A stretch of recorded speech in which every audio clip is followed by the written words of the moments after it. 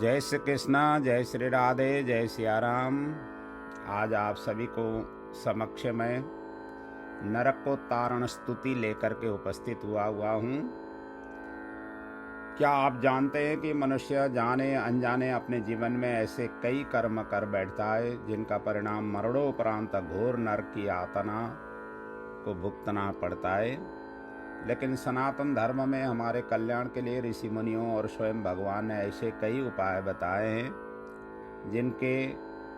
जिनसे महापाप भी भस्म हो जाते हैं। महाभारत के एक प्रसंग में धर्मराज युधिष्ठिर ने स्वयं भगवान श्री कृष्ण से पूछा था, हे वासुदेव, मनुष्य नरक की यातना से कैसे बच सकता है? तब भगवान श्री कृष्ण ने उन्हें एक अत्यंत गोपनीय और फलदायी स्तुति के बारे में बताया था, जिसका नाम है ये नरकोत्तारण स्तुति। महाभारत के युद्ध के पश्चात जब युधिष्ठिर का मन जीवों की सद्गति और दुखों को लेकर व्याकुल था, तब श्री कृष्ण ने उन्हें उपदेश देते हुए कहा, हे युधिष्ठिर, जो मनुष्य जीवन में एक बार भी सच्चे मन से या नित्य नियम से नरकोत्तारण का स्तुति का पाठ करता है या इसे सुनता है, यमराज के दूत कभी उसके समीप नहीं आते। उसके जन्म जन्मांतर के पाप नष्ट हो जाते हैं और मृत्यु के समय उसे किसी प्रकार का भय या कष्ट नहीं होता है। यह स्तुति केवल नरक से मुक्ति ही नहीं दिलाती, बल्कि जीते जी मनुष्यों के मन को शांत और पाप मुक्त करती है। आइए अब हम भगवान श्री हरि, विष्णु और श्री कृष्ण के चरणों में ध्यान लगाते हुए इस दिव्य स्तुति का मुख्य भाव को स्तोत्र मंत्रों के द्वारा श्रव्य दृश्य के माध्यम से श्रवण करते हुए आनंद लेंगे। अथ नरकोत्तारण स्तोत्रम्। ओम नारायणं नमस्कृत्य नरं चैव नरोत्तमं देवीं सरस्वतीं व्यासं ततो जयमुदीरयेत्। नारायणं जगदबीजं पुराणं पुरुषोत्तमं परिप्रेक्ष्यति धर्मात्मा पाण्डुपुत्रो युधिष्ठिरः।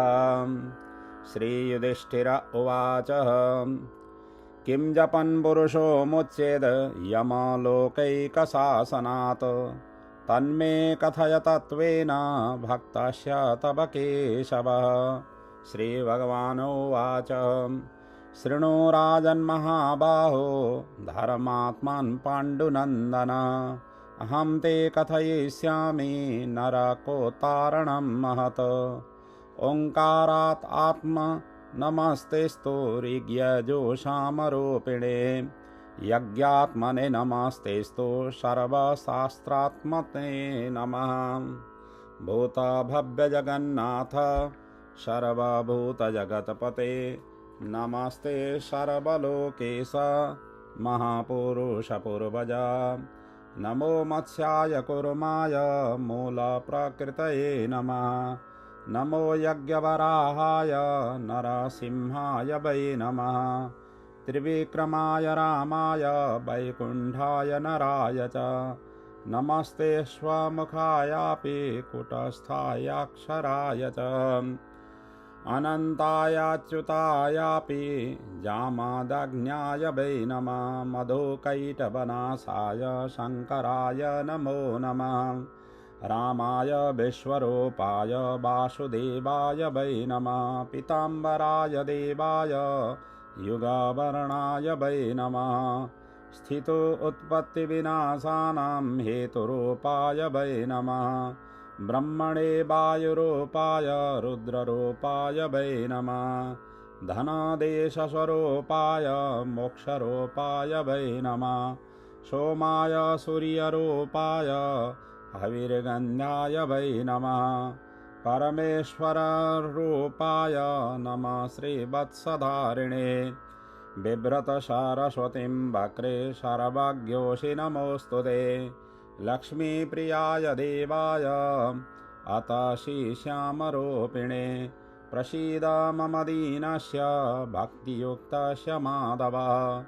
रौरवान्नरकादारोत पायि मां गरुडध्वज, अशीपत्रवनातपायी शङ्खचक्रगदाधर कुम्भीपाकन्महादेव पायि मां शरणागतम् अवीचे कालसूत्राच्च पायि मां दुःखनाशन शुच्यागाराम्बरीषात् पायि मां मधुसूदन अश्रिक्केशास्थिवाहिन्यां वैतरण्या चतुर्भुजा पायि मां कर्मसाक्षी त्वं शरणागतवत्सल इक्षुपीडनकैर्यन्त्रै पीड्यन्ते यत्र मानवा देशात् तस्मात् जगन्नाथ पायि मां भक्तवत्सल तप्तबालुकदेशश्च शल्मल्यायामवल्लितं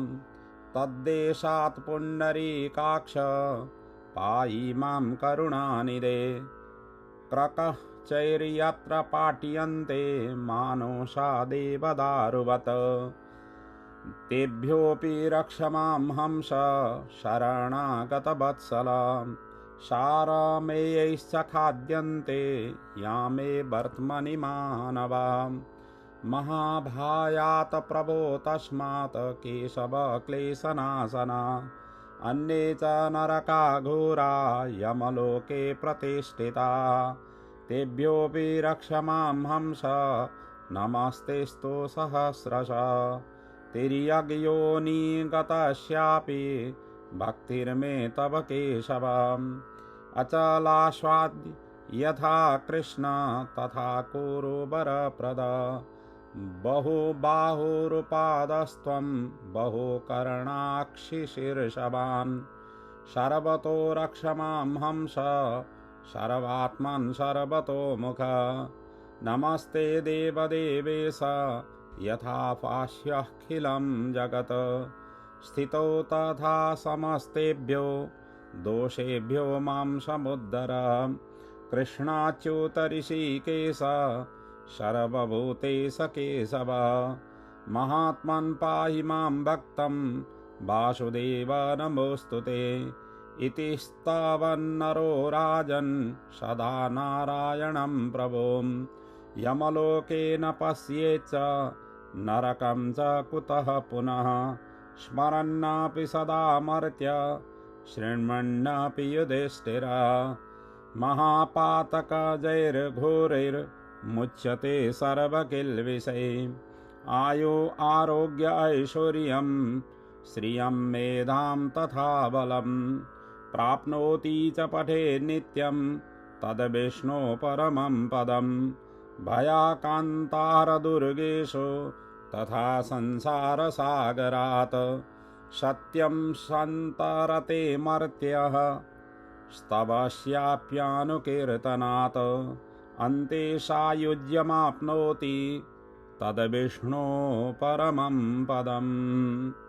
जय जय श्री नरकोत्तारण स्तोत्रम संपूर्णम्।